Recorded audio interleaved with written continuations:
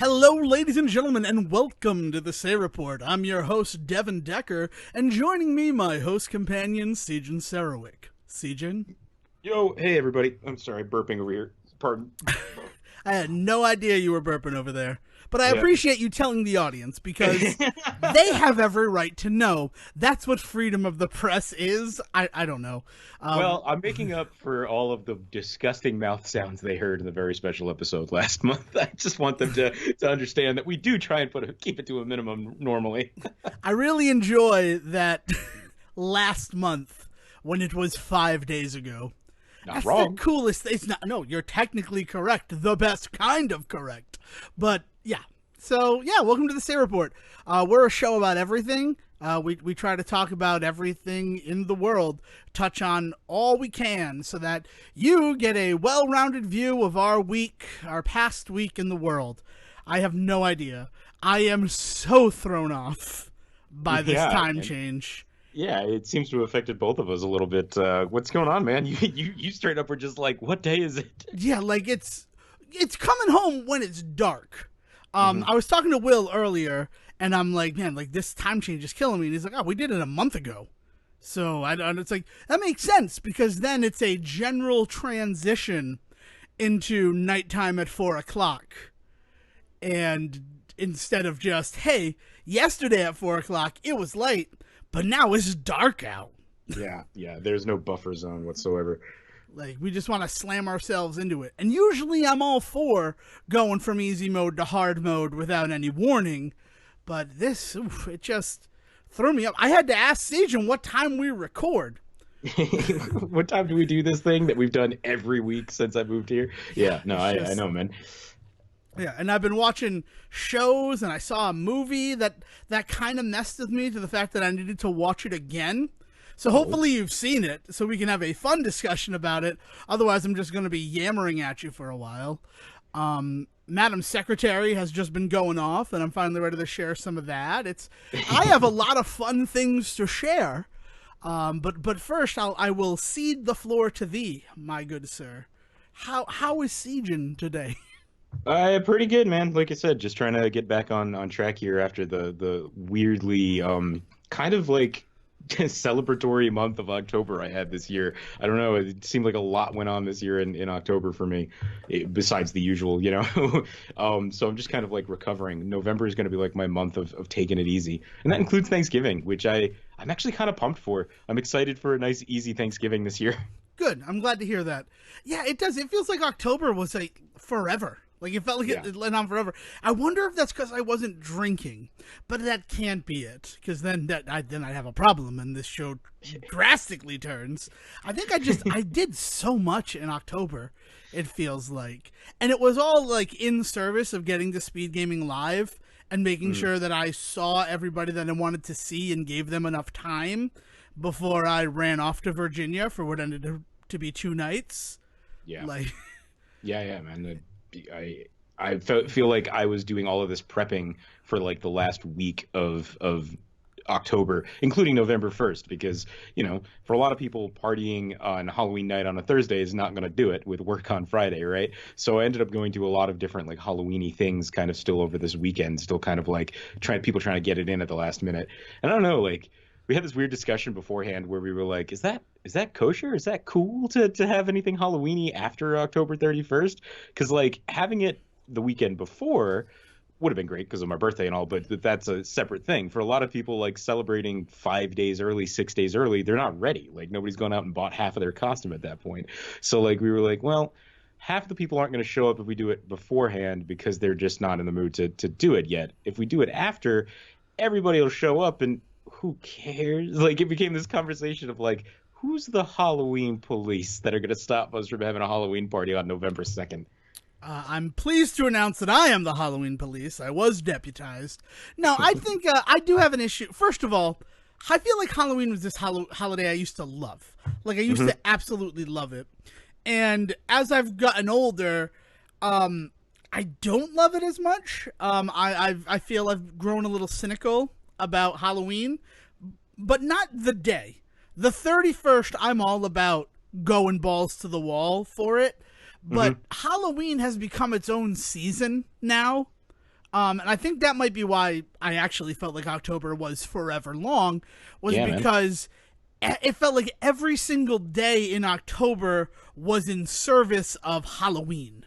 Well, I mean, even before that, right? Like that Halloween creep, that started real early this year. Like we had like scary movies coming out in August, which isn't too unusual, but they were like legit scary movies coming out early and stuff. With Child's Play and everything over the summer. Yeah, Child's Play Um, came out in July. yeah, Like, right. It's like, so it just feels like this has just been a year where people have just been really gearing up for Halloween, and I don't know why. It's not like anything major happened this year. There was no big events, but like the world was very focused on it this year, and it tired me out. yeah, it's Halloween fatigue. And also, I have a problem with Halloween extending beyond the day. Like, I think that, I mean, granted, like you said, it's in service of your birthday, so you'd be all about having parties on like the 26th, the Saturday before. But I think that that's when you should do it. During that, as much as I like yell against it and think that like Halloween should be the night and nothing else, especially like that's what made it fun as a kid. Was it doesn't matter that I have school tomorrow. I'm going to stay out till midnight with my friends, and we're going to walk around and knock on people's houses in search of the full-size candy bars that never really existed. They do out this way, man. No, no, Oof, that people, too much time and space and money, but yeah.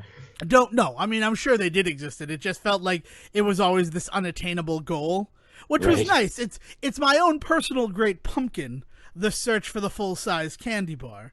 When really I enjoy the little stuff because you grab a handful and you're kind of set for the day. Where like you take one full-size candy bar, you eat it in one session, and then you're like, well, that wasn't fun. Because I don't want to eat more than one candy bar. Even as a child, like, I understand what makes me sick, and it's a lot of candy.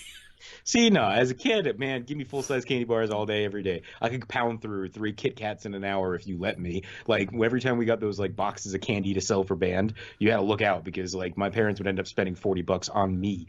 Like, now, though, I have, like, a half a thing of M&Ms, and I, like, roll up the rest of the bag and tuck it away somewhere. I'm like, I'll come back to this later. I'm not And then, that like, person. 3 weeks I can finish later... a bag of M&Ms. I don't. And then 3 weeks later, I'm like, ooh, I have M&Ms, and I'll have a couple of more and put it right back. See, yeah, no, I think that if I open up a candy bar, I'm gonna eat that whole candy bar.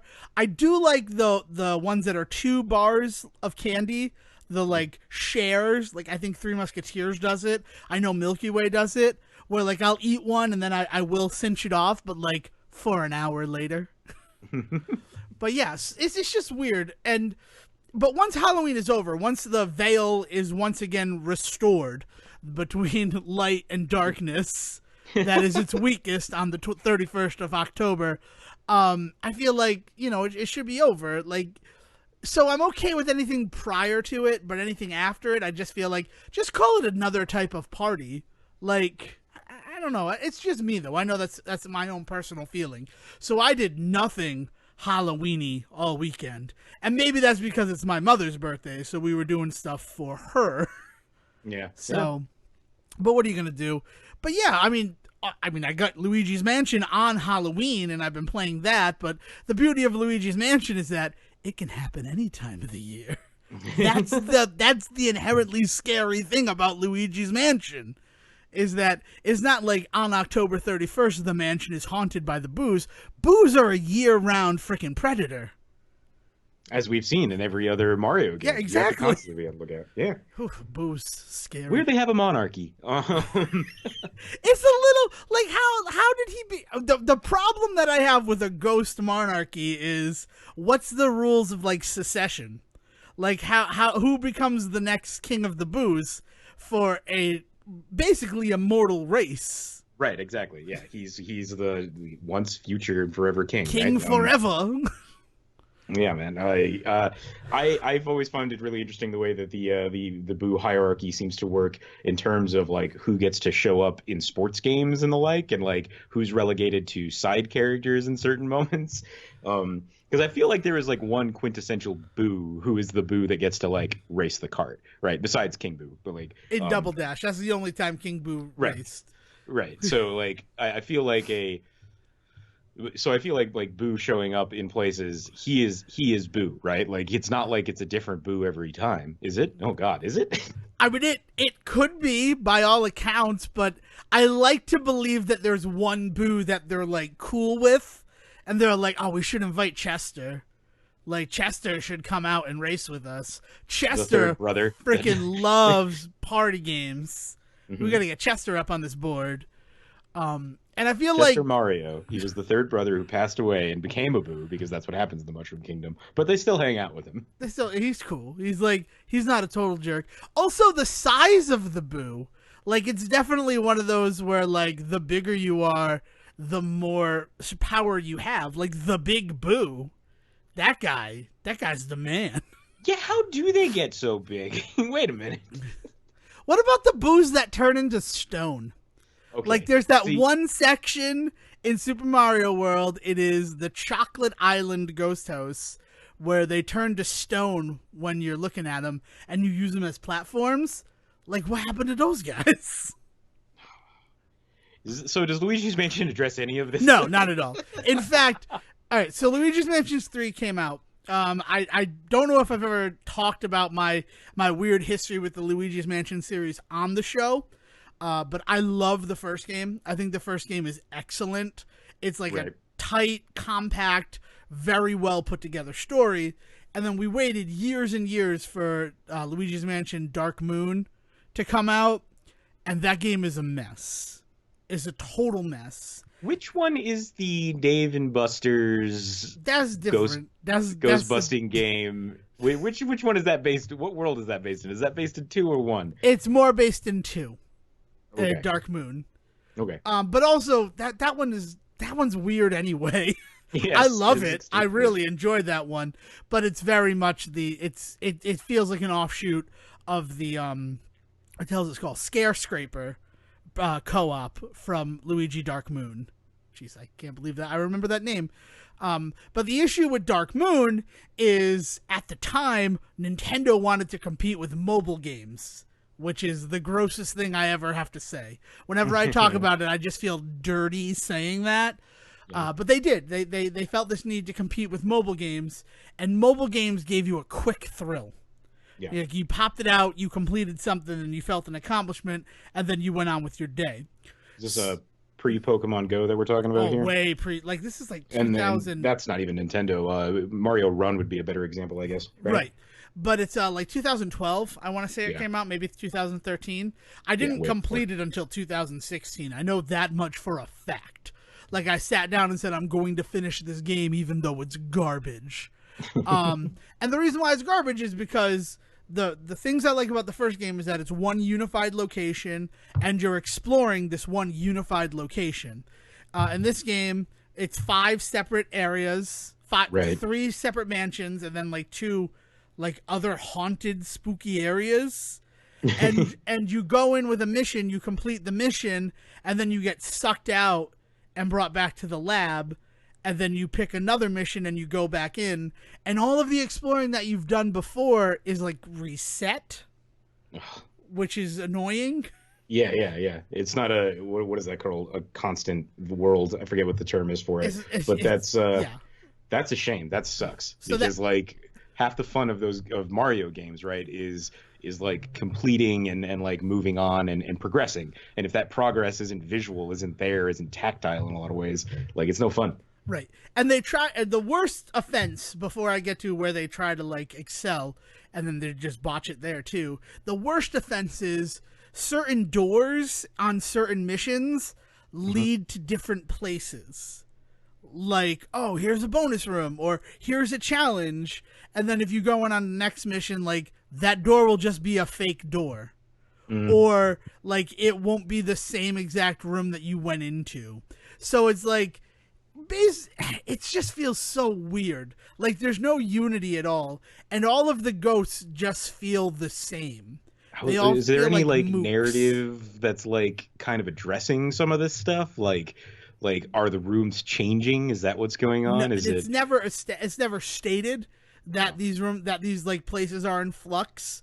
Which, like, if it were a little bit okay, but it's like, oh, we need to find the propellers for the fan in order to open the main door. Okay, we found the propellers. You should probably come back to the lab. Okay, I've installed the propellers.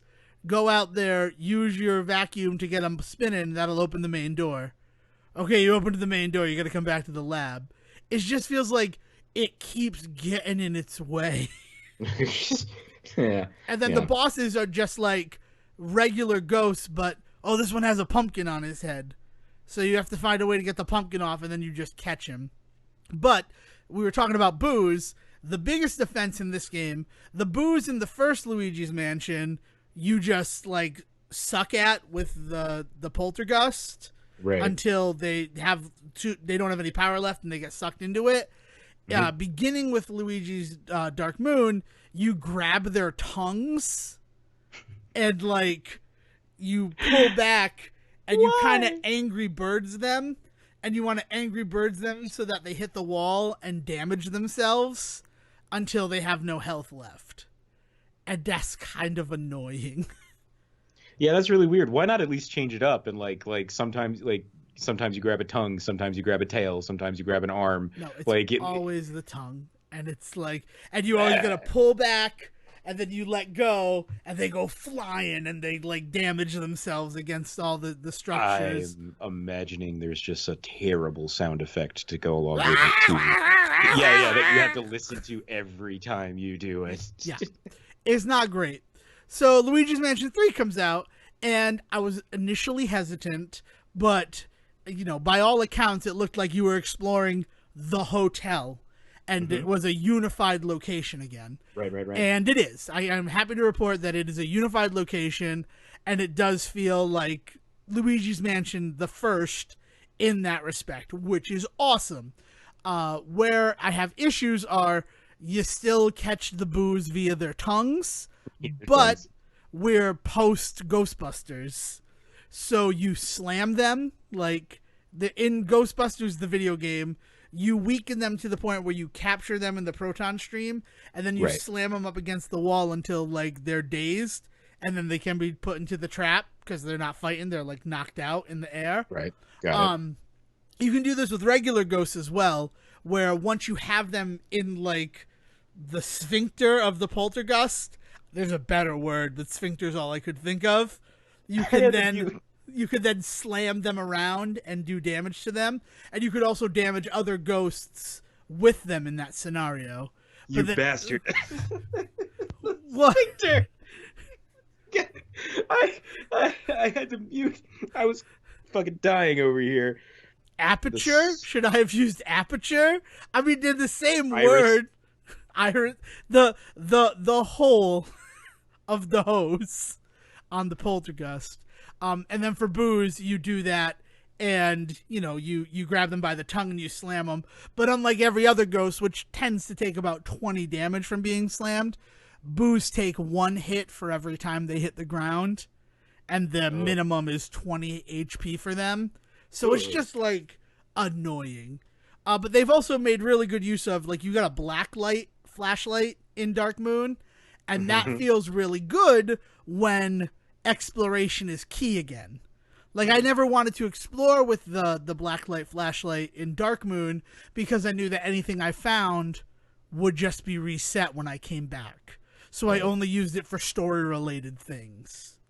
So it feels like they brought the best and worst of Dark Moon to a game that feels like the first Luigi's Mansion. I'm only about 4 hours in. Because I've been playing handheld and I want to get it on TV, and I just haven't had the opportunity to do that. Yeah. But right now I'm very excited about the game. Cool. The only complaint is 4 hours in, I haven't had what feels like a proper boss fight. Oh man, that sucks because it's such a cool concept and a cool world that like they could do some really interesting stuff with some unique bosses. Like, right, it's a shame. And I know that there are people out there who might be like, what do you mean you haven't had a boss fight? You fought the steward, you probably fought the housemaid, and you probably fought the security guard.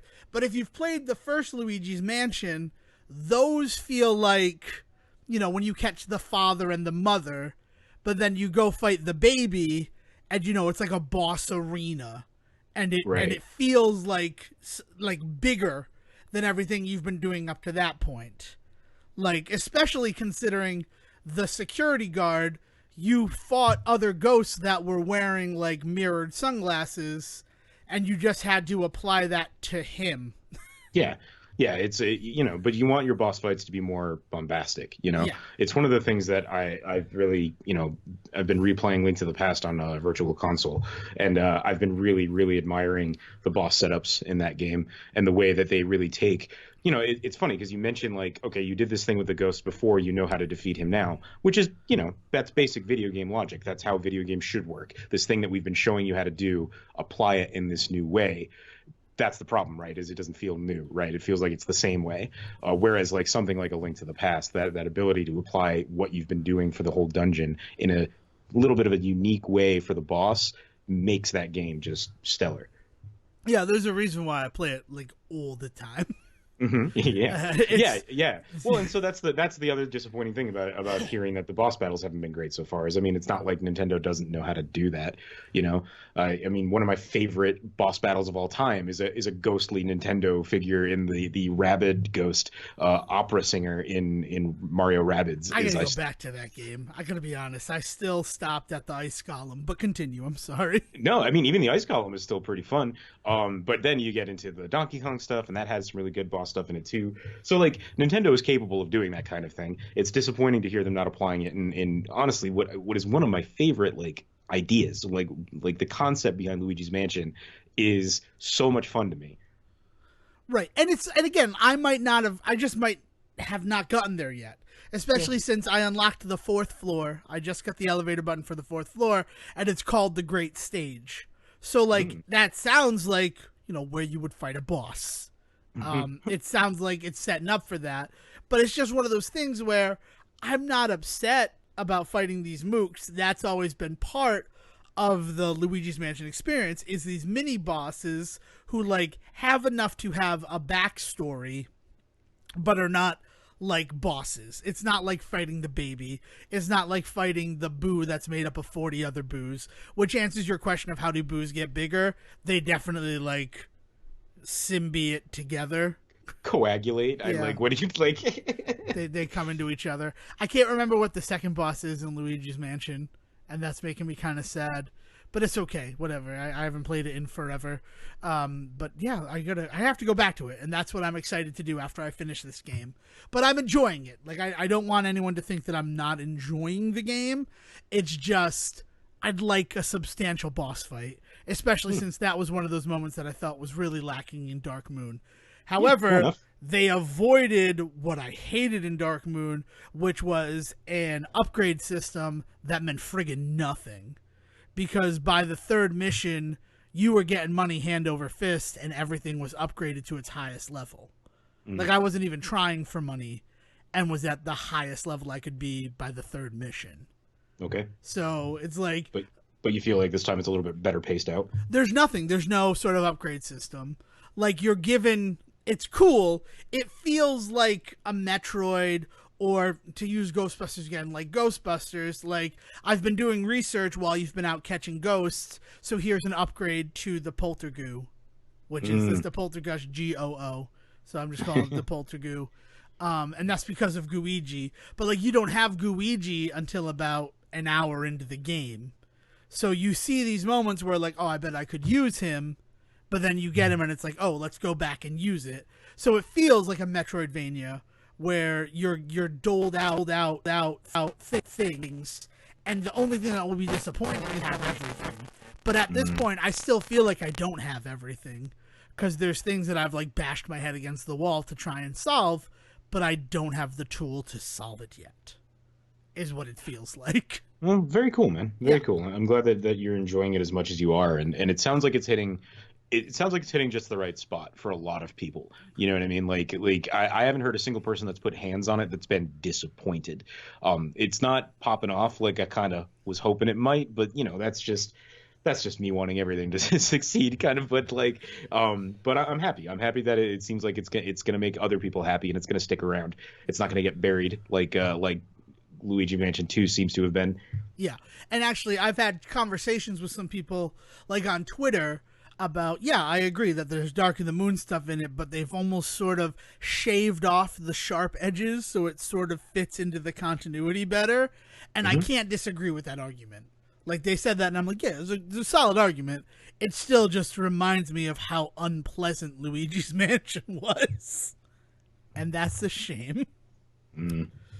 But yeah, so that's been a big one. Is that game? I haven't played any other games. Oh, I beat Popeye. I beat some other game. Oh, I beat Yoshi's Cookie, which I'm happy to report Yoshi's Cookie has an ending. Who knew? I honestly did not know that. I thought it was just one of those puzzle games in perpetuity. No, like it's 10 rounds of 10 stages, so it's 100 Okay. levels. And it's crazy, and it was fun. It was really fun to play and be like, oh, it's cool that this has an ending. I would have never guessed. Yeah, I've hit a wall trying to get through Wario's Woods. I've gotten to like level 79, and I can't seem to just get past that. I didn't It's know. killing me. That's crazy. That game is nuts. That game has an endpoint too. Yeah, because yeah. I've seen it. You fight Wario in a weird way. Yes. Maybe that's something Yeah. for me to check out. Yeah, and I'm trying to get through to that because as much Wario's Woods as I've played in my life, I don't think I've ever seen the ending officially. Like, I've looked it up and stuff, but I've never gotten to it myself. So now that it showed up on Virtual Console, it was one of the first things I thought I figured I'd jump in and do, which I gotta say, I'm very much enjoying the games that I am playing with Virtual Console. Got a Super Mario Brothers game going, got a Link to the Past game going, got an Earthbound. Oh, Earthbound is not on that. Never mind, we figured that out, right? But that's my own separate thing. But I've got just been going through so much old Nintendo stuff. I just completely.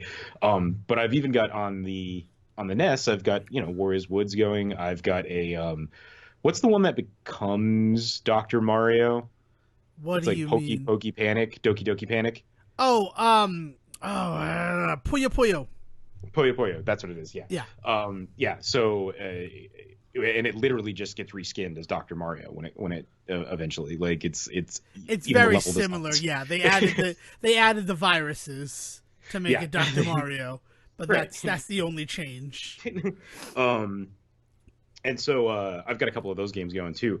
But man, there is a lot of stuff on there that I just don't care about. I don't know. Maybe it's just me, but like I think it's funny that Pilot Wings is on there, but I'm never gonna play it. And I'm glad F-Zero is up there because I have some friends that are really into F-Zero. It just was never my game. I was gonna say it was never my speed. That's fine. I'll pardon the pun. But like, there's a lot of stuff that I just don't care about, and I really want them to start getting into some other stuff up there now that they've announced that they're not going to do the monthly release thing, which is a bummer. But I've come to terms with it because I'm not paying nearly as much for it as I am for some of these other game services, and all that. And I've been very much utilizing the Mario Maker aspect of my online pass. So like, I'm definitely getting my money's worth. And I'm happy to be able to say that in a world when normally we can't in these situations. I'm really kind of bummed out because I really want more of that classic stuff. And that being said, a lot of my memories playing those old systems are licensed games, right? And we talked about this a little off air when the whole thing first kind of appeared on the system, is that they'll never get the licensed stuff. Like that just won't happen. And sure enough, this past week, 2 weeks ago, they did put out some licensed old games, but it's Aladdin and Lion King, and it's $30 for the two of them. Yeah, that's the thing. Like, you're not going to see a Mega Man in the Super Nintendo thing because they have the legacy collections that they want you to spend money on. Right. Anything that like Nintendo didn't directly have a hand in is probably not going to show up on those services, which makes it all the more disappointing that like they're barring the sale of Nintendo products on Amazon. Like, I'm not 100% caught up on that, but this whole, you can't sell your games on Amazon anymore for their first party Nintendo. Not that nobody can. That sellers can't. Yes. Specifically, sellers can't. Like, it's that we don't want to put it out there that Amazon's not going to be carrying Nintendo stuff anymore, because you will be able to buy directly from Amazon. Yeah. Nintendo. New, not used though. It seems like used is what's going away. Yeah, right. But even new for sellers, because there are plenty of people out there that run fucking like little hobby shops. Yeah. And they made a lot of money selling new video game stuff online. Like, they basically had an online store that they could direct people to that they're not going to have anymore. And that's not entirely true, because the PlayStation and Xbox are still letting them do stuff. But yeah, it's weird that Nintendo's getting a little, and it's the kind of the same feeling I had about when they collected up all the emulators and ROMs a year or two back. Is that they're real happy to stop people from enjoying their product. Like it's a really weird attitude. Like, we're not gonna let you play this. Okay, are you gonna at least give it to us? No, no, No, no. you just can't play it. You just Play can't our play new it. games. Don't play the old games. But I like the old games. Yeah, but play the new ones. Or here's the old game for $80. It's like, what are you doing? Yeah, it's a crazy sort of situation. That again, and when it seemed like it was just newer stuff, but there is talk that it's going to be like retro first party stuff as well, being taken off of those sites. And that's crazy, because like first they came for our ROMs and we said nothing, and now they come for our carts, and it's just like The collector in me hates this story, right? Like, Yeah. like I can't like there's a part of me that really wants to preserve the history of gaming. It's part of the reason we do this podcast is a preservation of types of our feelings, of the things that are happening and the way that they're affecting us. This is literally us doing our part to like keep this shit alive in the future, you know. And the fact that like there's somebody actively working against us, and it's somebody that should be on our side, is upsetting. yeah, because I don't understand why they wouldn't want to preserve the past. Yeah. It just doesn't. Or at the very least, if they're going to close off these ways, these pathways, why they don't offer us an alternative where they do get to see some money from it. Like that Lion King Aladdin set that you mentioned doesn't feature the Capcom Aladdin, which makes sense because it's all the games that Virgin made once the Capcom license expired. But the Aladdin game that you can play on your Switch right now was never released on Nintendo hardware before.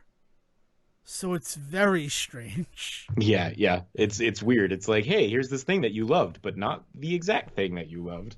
Yeah, not the one that I prefer. I love the Super Nintendo one. Well, and then like weird shit that's going on with the ROMs that they've been using for all of this. One of the ROMs that they have, it might even be the Dr. Mario one now that I say it. For me, I don't, maybe this is just a weird glitch for me, but I think they ended up with a bad ROM, because when I first start Dr. Mario, it starts mid-level. I have no idea what's going on, die, and then it goes to the main menu of the game. That's strange. It's very strange. To check that out. Yes.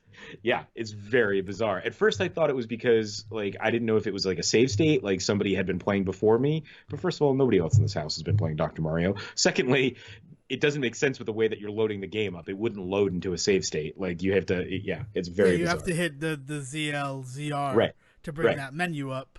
Exactly. So I think they just one of the ROMs that they snatched up to use for all of this, because it's no secret that a lot of what they're doing with all of this emulation is they're just using the ROMs that they banned a bunch of people from playing, which has actually pissed off a lot of the community, because it's like they're doing exactly what you and I have been talking about for the last 20 minutes, is saying you can't play this, only we can have control over this, like a fucking like bratty like 6-year-old. But yeah, I think they got a hold of a bad ROM for Dr. Mario, so they might want to look at that. Yeah, I mean, on that same thing, just to like close the door on it, the Super Mario Brothers ROM has been like proven to be the most popular ROM that people were getting off of the internet. Like it's like they just downloaded it and said, "This is it. We did it. Enjoy it." And then they sold it back to you. They banned you from getting it for free online, and then they sold it back to you. Yeah. So, I'd like to talk about a movie that I watched, if we're done with the video game portion of the episode. I'm excited. What's the movie, man? The movie is a little gem from 2003 that stars Chris Rock, and it feels real appropriate since we're in November. You about to talk about Down to Earth with me? No, I'm about to talk to you about Head of State. Oh, hell yeah. In a way, like, they're very similar movies. Down to Earth and Head of State. I guess. He Well, doesn't die in Head of State, right? No, Like, he doesn't die in Head of State. His But- double does, but that's like a joke at the end. But no, like I always. No, but the joke is that look at Chris Rock doing traditional white people things is like the is the joke. Or about look the at Chris Rock interacting with primarily white groups of people who don't and- understand him, and that's where the jokes come from. Yeah, I mean, like Head of State is really weird. Like his announcement party that he's going to be running for president. Like, Also, I think we should make it really clear before we get too deep into this. I'm not knocking this style at all. It is a tried and true form of comedy for African Americans, and I mean, the entire like Dear White People is literally that's the concept, right? But anyway, I think that Chris Rock is a master at it. Anyway, keep going. So yes. yeah, No, I mean, that's all I was saying by bringing it up is that those two movies I get confused all the time yeah, because they came out one right after another. And it's very similar, except in one, Chris Rock is literally in the body of a white man, where the other one, he's just trying to become president. But yes, and I do. I love them. I'd like to address Dear White People. Do you mean the show or the movie? I guess I meant all around. Because I hated the movie. I thought the movie did not do a good job at all, and it's kept me from watching the show. But if you're going to give a ringing endorsement, I will check the show out. Well, I don't put that on me. I'm not here giving it a ringing endorsement. I'm just pointing out that like one of the most popular like African American television franchises that's ever existed. Because to be entirely honest, I can't think of another one right now, and shame on me for that. But like that is the entire formula for that series, for that movie, is the idea of like silly shit that the quote unquote mainstream white audience just doesn't know, understand, get, and that's where the humor comes from, and political satire and all that good stuff. Yeah. So and like I said, like Chris Rock's a master at it. I mean, Eddie Murphy was doing it long before even Chris Rock was. I mean, the Coming to America. I mean, even Beverly Hills Cop is in a kind of a weird way. It's let's introduce this streetwise black cop into a white community is the whole first movie, right? The whole bit, yeah. Yeah. I mean, Trading Places is that as well. Right. Like you're right. It is a tried and true method. But Head of State, I didn't realize just how like weird it is to watch in 2019. How weird it is to watch 16 years later. Yeah. Especially because like James Rebhorn, the whole setup of this is Chris Rock plays Alderman Gilliam Mays. That's his name. And the Democratic candidate for president and his running mate are both killed when their planes collide in air. So like they're both flying back to Washington D.C. and the two planes collide, killing the Democratic nominee for president and his running mate. Yuck, yuck, yuck. Like, and the joke is like, it's their own fault for talking on cell phones in an airplane. Because remember when that was like the biggest friggin' joke in the world? I don't get it. I still don't get it. I mean, once Mythbusters proved to me that it wasn't a real thing, I pretty much wrote it off from that point on. Yeah, I think everybody did. But it was such like a big deal at the time.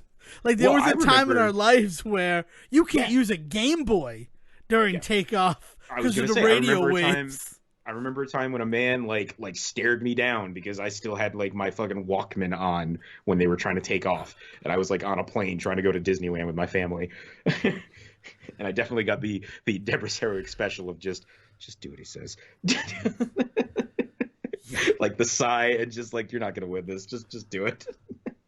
Yeah, it was just this weird thing. But like, so they both died, and James Rebhorn plays like a member of the DNC, and he's like, we need a candidate, but we need a candidate that will get the party on our side. So if we nominate a minority person to run for president, when I run in the 2008 election, we'll already have secured, the black vote, the woman vote, and all this other stuff. Like, it's real crazy when you consider that this movie comes out in 2003, and then Barack Obama is elected in the 2008 election. Yeah. Like, it's just like, oh, that's weird. Like, was this prophetic? Heavily endorsed by the Clintons and the DNC and all that. Yeah, Yeah, man. Well, the best part is the opening of the movie. I'm rewriting history on that. Obama had a fucking uphill battle. I recognize that. Dude, yeah. Well, no, that's what I was gonna say. The opening is Nate Dogg doing a rap about the character in the movie you're gonna see, and all of these like high profile political names are airing like they're in the movie, like Bob Dole, Al Gore, Bill Clinton, and then the last one is Hillary Clinton, and then it comes up and says, "Are not in this movie." So it's like a bait and switch right from the beginning. So Gilliam Mays has saved an old woman and her cat because her house was bought up because they're building a new mall. So she was given $40,000 to leave her house, and then they were going to demo it, but her cat was inside, so she went in, and he went in after her. So they're like, "Hey, everybody, welcome to our breakdown of the entire plot of Head of State, because Down to Earth 2 Head of State." It's crazy. Actually, I think it came out first. Look that up. It's called Down to Earth 2 Head of State, isn't it? It is. Look it up, though. See which one came out first while I recap it. So he is a hero, so they decide that he's going to be the person that they're running as. And it's just crazy. Like, we talk about the joke of, like, you know, black person sharing his culture with a primarily white audience, and they're all into, like, there's like a whole dance party, and they're dancing to the Humpty Dance, and they're doing all these other things, and he's like, the roof is on fire, and they all think that the building is on fire. And it's like, but you were just dancing and having fun with hip-hop. Like, you know what it is. What is that? Google gives Head of State a 9 out of 10, a 90%, a 90%. It's a great movie. Like, I gotta tell you, and one of the reasons why it's a great movie, and, you know, I hate to bring it up, I hate to spring it on you, I should bring it up at a State Report Council meeting, I'd like to nominate Bernie Mac for a month. Like, I love Brendan Fraser, and he deserves all the praise we heap upon him, but goddamn, Bernie Mac is a treasure. And watch Mr. 3000 again. And he shows up like an hour into, like, Head of State, just when you're, like, kind of getting tired of Chris Rock, and punches him in the gut. Nice. What'd you say? I said, sorry, Chris Rock. No, Down to Earth definitely came out first. Came out 2001, 2 years previously. Okay, cool. So, yeah. And I love Down to Earth. That's a movie I saw in theaters, but I did not see Head of State. I don't know why. Like, it just is on Hulu, and I'm like, oh, I'll watch this. I like Chris Rock. Top 5 is one of my favorite movies. It came out in that time, like, 9/11 comes around, makes us all start to really focus on, like, kind of questioning government authority figures, right? And so you get Head of State. You also get that really weird one with Robin Williams that's basically like Jon Stewart becoming president. Man of the Year. Like, you get a lot of really weird political, like, movies and humor that come out in that time. And I honestly, by that point, was still in a phase of too raw from the fact that, like, a ton of people we were going to school with were being sent to the Iraq War, and too bored with all of the shit of people talking about George Bush being evil, because I knew that even before 9/11. Like, everybody that was on our side of the fence, like, to play my cards, to show my cards, I mean, but like George Bush being the bad guy was no big surprise to me. So by this point, 3-4 years in, it's just like boredom. And so Down to Earth appealed to me because it was pulling punches politically and society and at society that, like, we weren't seeing a ton of, whereas, like, Head of State felt like it was just kind of, he was jumping on the bandwagon. Chris Rock specifically was jumping on the bandwagon of what a lot of other people were already doing. I mean, I get that, but I just think some of the stuff that happens in that movie is so insane. Like, like, he has a woman, like a super whore, who is on his staff so he can sleep with her, and they'll be like, and it's all sanctioned for him to be with her. There will be no scandal if he's sleeping with the super whore. And he's like, you got super whores? And they show, like, a boot camp for the super whores.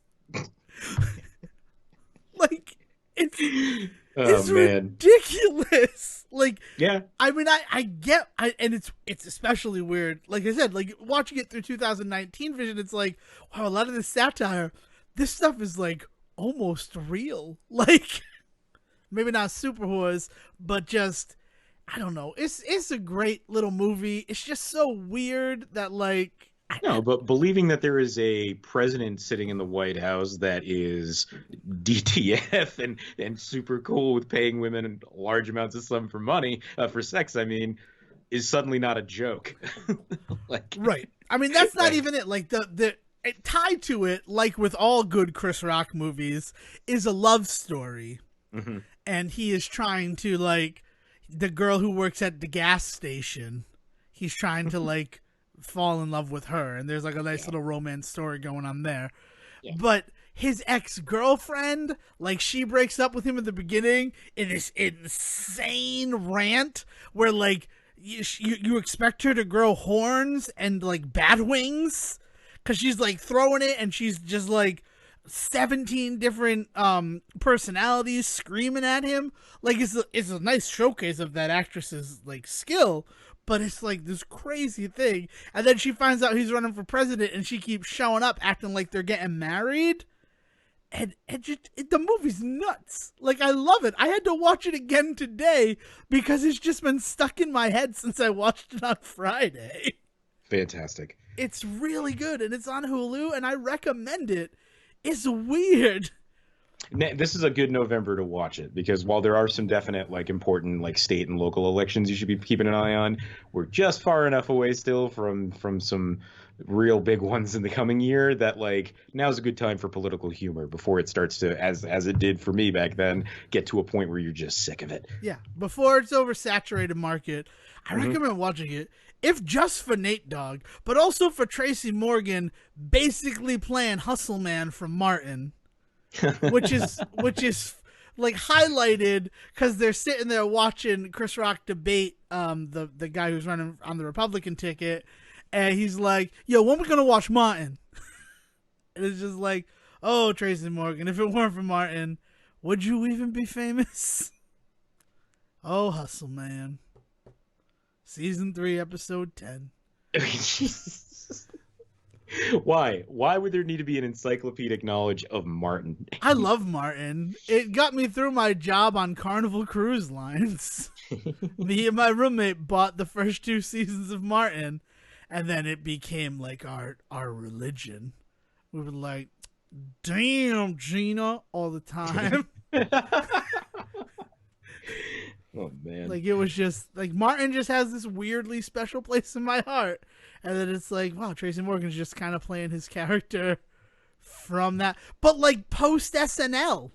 Because he was on SNL from 96 to 2003. Like, I had to check that to be like, is he famous right now? And then, like, going back to the first character he ever played? Yeah, he is. Good for Tracy Morgan. Yeah. At this point, I mean, you're staring at him trying to get that movie career going. So he ends up being, like, in a couple of weird roles in, like, Kevin Smith films and things like that too. And, Pumpkin Escobar, and then Cop Out. Oh, Cop Out. I like Cop Out though. I'm gonna give Cop Out a pass. Cop Out is a fine movie. You can just tell the entire time that there's like a bubble around Bruce Willis that nobody wants to, like, accidentally pop. Everybody is so fucking careful around that dude in that movie, and it's like you can feel it. It's got a good cast too. Like, I mean, I know that we're focusing on the fact that Bruce Willis was living in a bubble, and it probably made that set very tense. But like Sean William Scott, Tracy Morgan, Michelle Trachtenberg, the guy, I can't remember the guy. He was the fixer on Scandal. I can't think of his name. But he had a good emotional hook with that's the one with the baseball card. The right? baseball like, card, yeah. Yeah. He wants to sell it to pay for his daughter's wedding. Like, it's good. It's an interesting film, but it's. I mean, there's a reason it was a blacklisted script. Yes. Right? Like, yeah. It's weird. It's I don't know. I love movies and stuff, but yeah, Head of State. I recommend it because it's like weird, and it's also weird because this season on Madam Secretary. And it was so coolly done. She is now the president. Spoilers, I guess, for Madam Secretary. Who didn't see that coming? That's fantastic. But good. She was running at the end of season 5, and then season 6, they're like, "Well, congratulations, Madam President." And then it came up Madam Secretary, and then all the letters turned like Wheel of Fortune, and it said Madam President. So, like, are they going to do that? Are they going to call it that? It's still called Madam Secretary, but every episode it comes up Madam Secretary and it does that letter turn. I like it. And it's cool. Like, so far, first of all, the best part about it, I need to talk to somebody who will actually appreciate it, is Wentworth Miller is running an investigation into her campaign. Oh. Because Iran hacked the guy that she won against files and released a bunch of information via the like U.S. press. Like they leaked information to them, and they think that Elizabeth was complicit in this hack because she had just brokered a deal with Iran to for a nuclear, treaty and everything. This is hurting right now listening to this. Yeah. with everything going on right now. Yeah, I know, right? Like, that's the thing. The worst part about watching Madam Secretary, where Elizabeth McCord is the president, is having to remind myself that it's fiction. Because, accountability? Honestly, it sounds like it's really hitting all of the right notes that West Wing was hitting for me at least, and I think for a lot of people for the way that people talk about it still.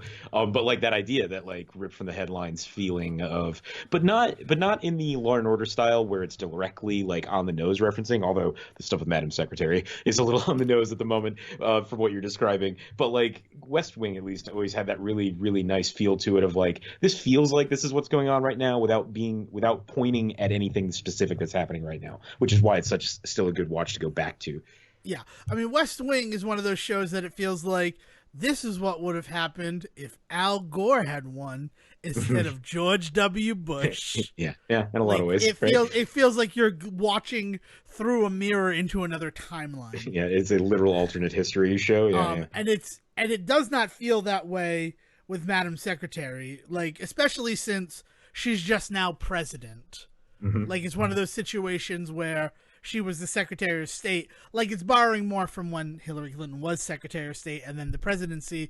But it's not so on the nose like when Hillary Clinton auditioned to be her secretary on the first episode of Murphy Brown reboot, which I'm not going to let people forget happened. Murphy Brown reboot happened.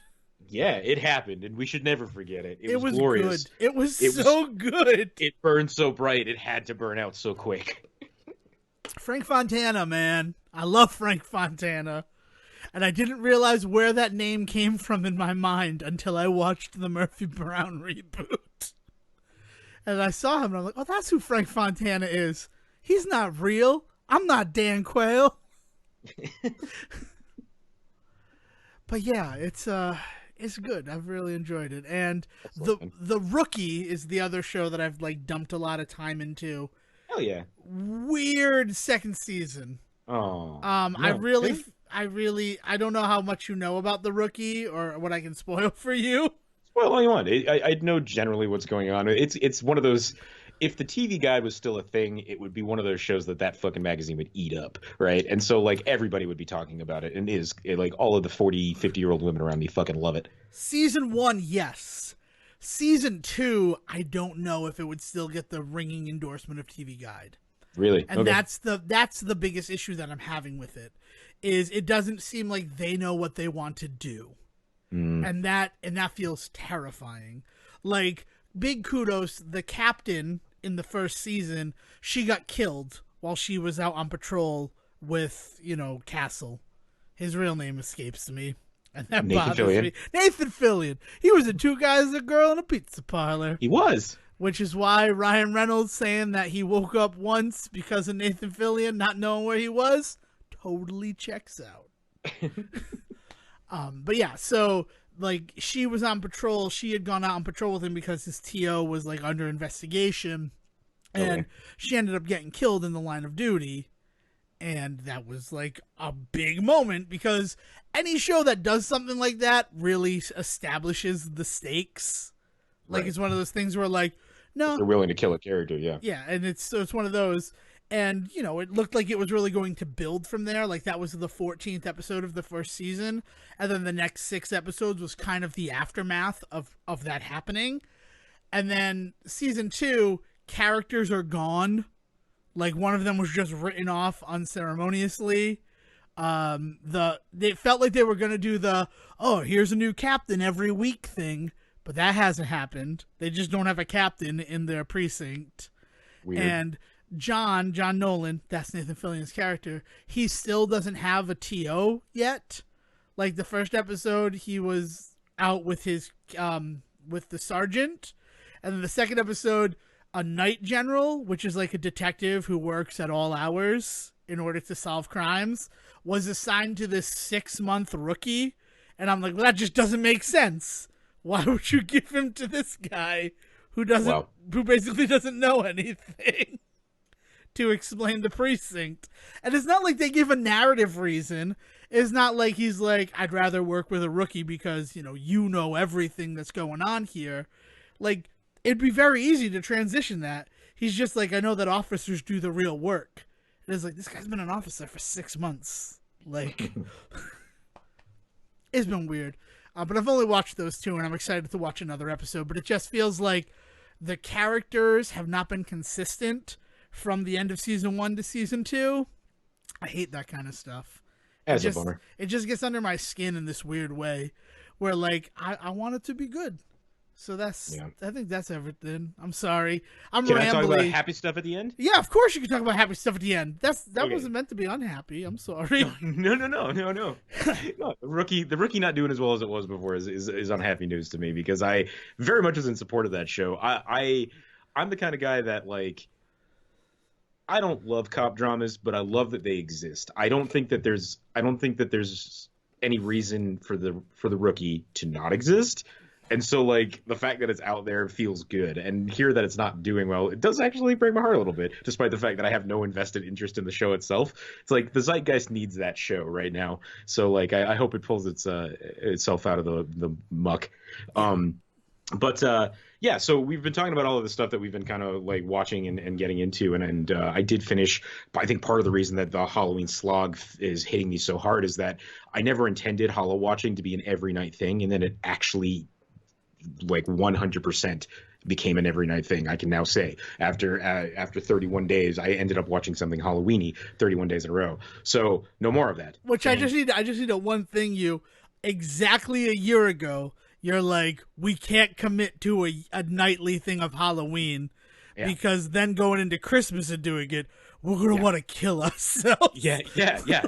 And I stand by that. So we'll see what happens for Christmas. Well, and I really didn't. It just became one of those things where, like, I came home from work and I was like, I don't know, tonight we're gonna throw on fucking the Tiny Toons Halloween episode, where we found the one with the evil mad doctor. Or, like, one night we just found ourselves down a rabbit hole of watching creepy Disney cartoons. And at the time I didn't think about it as Hollow watching, but we spent 2 hours watching old Disney cartoons with skeletons in it. Guess what that qualified as? So it's one of those things. So in an effort to not do that, we've been trying to kind of like brain bleach and try and find some stuff to watch. And this year, really, really cool video series that's coming out, Bon Appetit, which is the, like, food magazine that's, like, based in New York. It's in the same, like, building as BuzzFeed, but I don't think it's, like, associated with them. But it's in that vein of, like, of food mag, right? Uh-huh. They have a fantastic web presence. Their YouTube channel is above par. It is one of the best YouTube channels, never mind food channels. The way that they curate it, the way that they treat their stars, and, like, the way that they allow their stars to really be creative in their own way. There's one dude on that channel, he has a series that's very YouTube-y. So, like, you watch it and it's a lot of, like, silly sound effects and cartoons coming across the screen. And then meanwhile, the very next video is from this woman that, like, very by the books, like, studies everything, and her videos are very much more like lectures than they are that, right? And it's very cool to see that coming from the same place.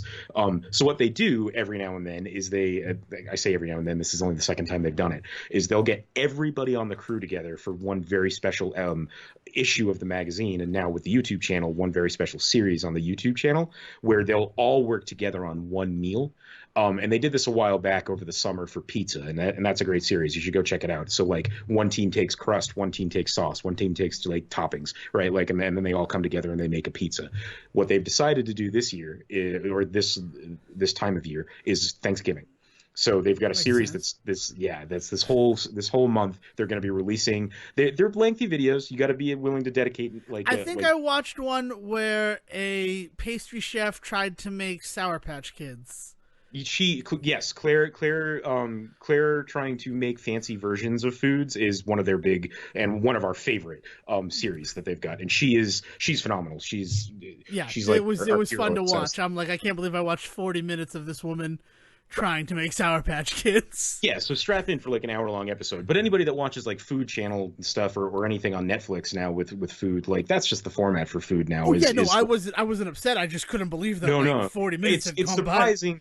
Well, it's surprising to me, right? Because you talk about like this thing being a YouTube channel, and you expect like 10-minute videos, 15-minute videos, and as I said, they've got guys that do that. Brad, who's the guy I was talking about, who you might have heard mentioned in that video, because Claire always calls on Brad for help when things get really weird, because he thinks very outside the box, and he's the guy that's very YouTubey in his stuff, and so his videos are 10 minutes long because he knows that's his style, that's his format, whereas other people will make those hour-long videos about how to make the perfect pizza crust, and it's phenomenal to watch. So they've got a couple out already. Been watching some Thanksgiving stuff. Excited to do that. Going to definitely try some things, some controversial stuff. They do a mashed potatoes episode, and I very much disagree with I firmly disagree with the firmness of their potatoes. But yeah, you know, like it's very, very interesting just to see these guys at work, because they're phenomenal artists in what they do. And so just some happy, like, every now and then watching this month is what's in order. Nice. I support that. I don't know. Perfect Strangers is on Hulu. I'm probably going to dive into that. Nice. And I guess, yeah, maybe Dear White People after the ringing endorsements of Siege and Sarowick. And then you're going to come back next week yelling at me, but yeah. No, I won't yell at you. I mean, I saw the movie, and the movie didn't do it for me, so I'm already tempering expectations, like, right now. That's important. You want to watch a really good show that is Netflix trying to really help with their presence in Black culture? The Get Down. Check out The Get Down. Cool. I will check it out. Sounds like fun. Anything else to add after your Bon Appetit recommendation? No, I mean, if you guys have any other good, like, mellow watching for this month, because as Devin mentioned, Christmas is going to pop off again and it's going to be nuts, I definitely appreciate them. And you can hit me up at Siege versus the World. And if you have any suggestions for me on how to adapt to losing an hour of time, like just having it stolen from me, like some sort of thief of time has come. From the time booze. You can hit me up at Devin D. Decker on Twitter, and I'd love to hear from you. But until next time, let's talk to someone who had their time stolen a month ago. William, please bring us home. Thank you for listening to the Say Report with your host Devin Decker and Stephen Serwick. Please follow the guys on Twitter and Facebook by searching for The Say Report, and you can always subscribe on your podcast channel so this is delivered straight to you and you can enjoy it every week. With apologies to your mother, we'll see you next time.